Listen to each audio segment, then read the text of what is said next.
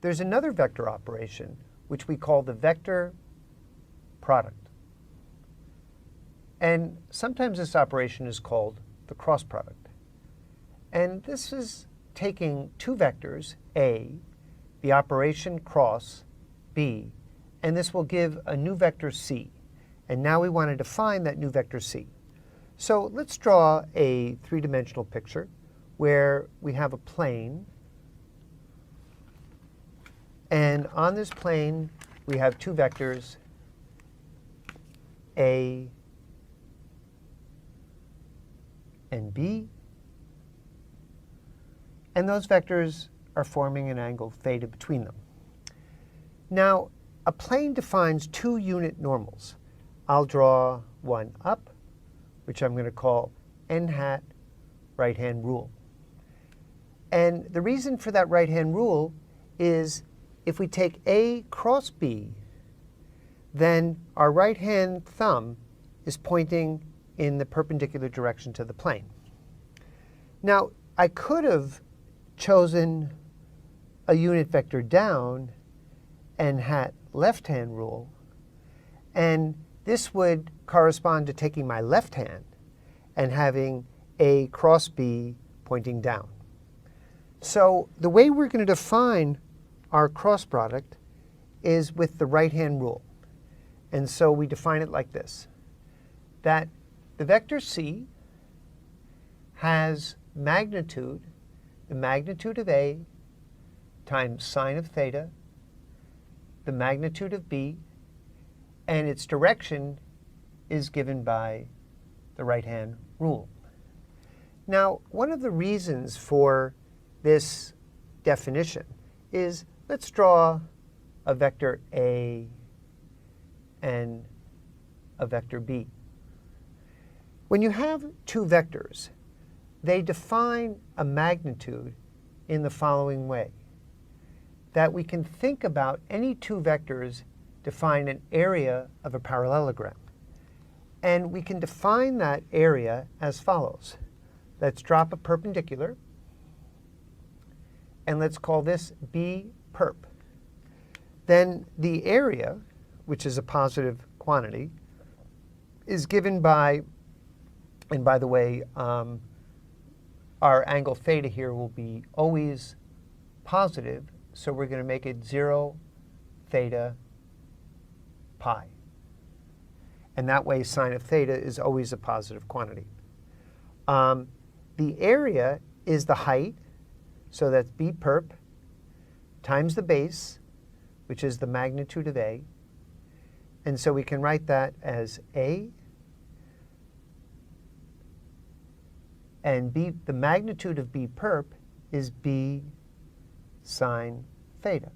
So this quantity, B sine theta, is precisely what's occurring there. So the magnitude of C is equal to the area formed by the vectors A and B. And we have a choice of which way we want to pick C to point. And that's where, as a convention, we're choosing the right-hand rule. Now, again, there's a symmetry here in that I can also define the area of that triangle in the following way. Let's write this theta. Instead of taking how much of B is perpendicular to the direction of A, let's drop a perpendicular this way and write that as A perp. And then the same area can be expressed as the magnitude of, well, we'll express it as A perp times B.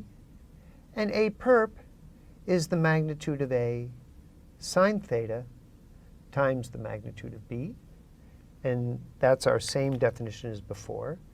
And so you see A sine theta is appearing over here.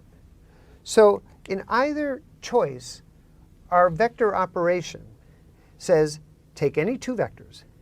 Any two vectors forms a parallelogram.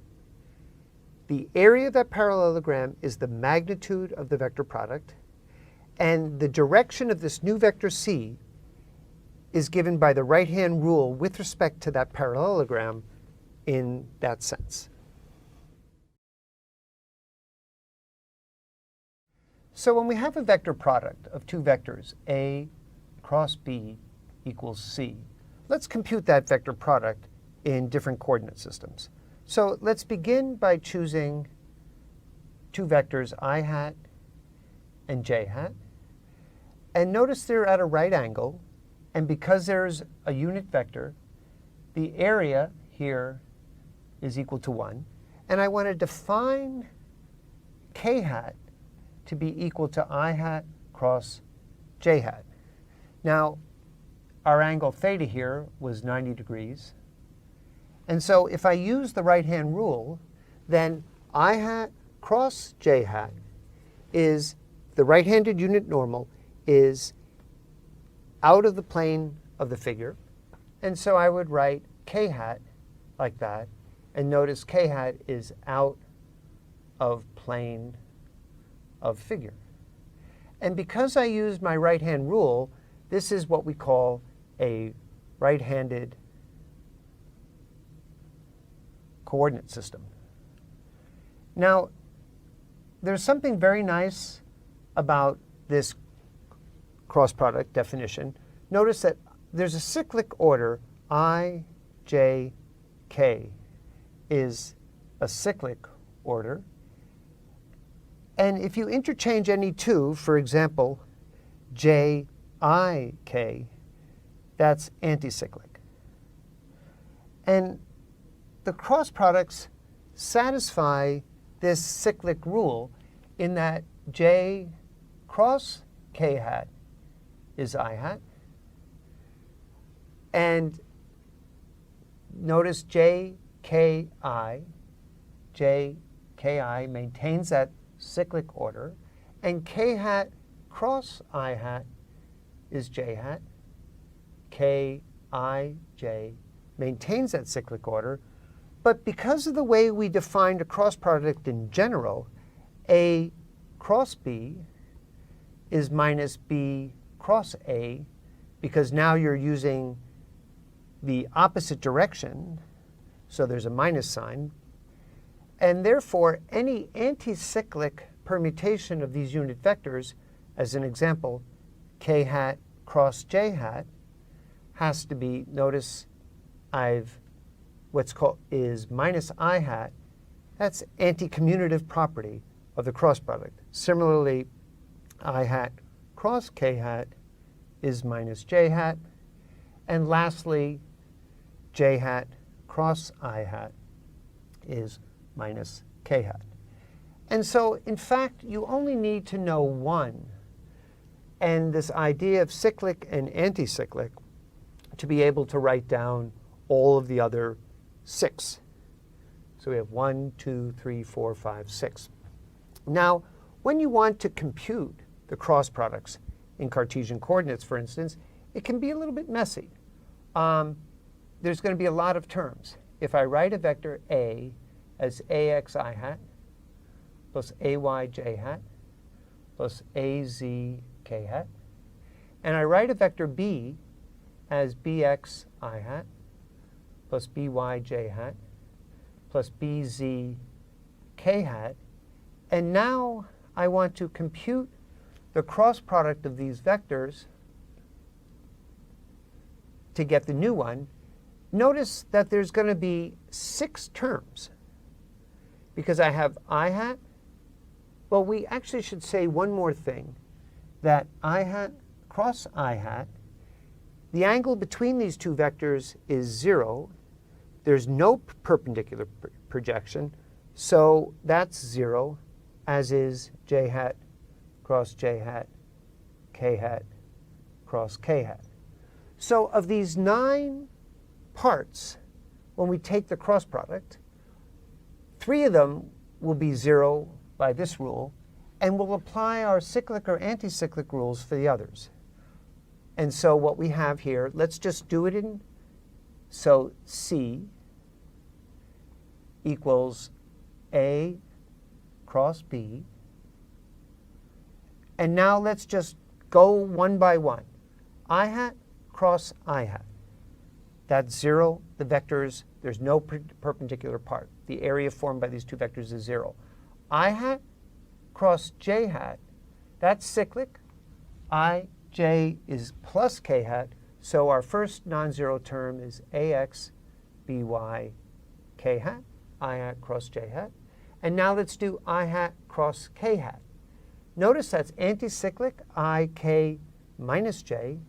So our next term is minus ax bz j hat. So there's the first two. And now let's just continue this process. J hat cross I hat, that's anticyclic. So we have minus ay bx k hat, ay j hat cross bx I hat. J hat cross j hat, that's 0. So we have no contribution there. And j hat cross k hat, that is cyclic. So that's plus ay bz k hat. And now we have our last two terms. K hat cross I hat, that's cyclic. So that's plus az bx j hat. K hat cross j hat, that's anticyclic. So there's a minus I hat. So it's minus az by I hat. And finally, k hat cross k hat, well, that's also 0. So we have 6 terms, and we can collect them equal to ax by minus, let's check this one.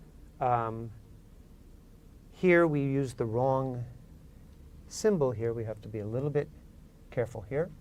ay cross bz is j hat cross k hat. That's plus I hat. So we have ax by minus ay bx k hat.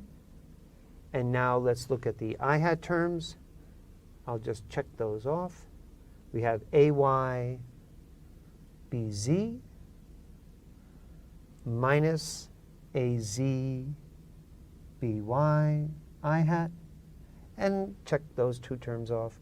And lastly, we have az bx minus ax bz. So we have az bx minus ax bz, and that's j hat. And that's how we calculate the cross product in Cartesian coordinates.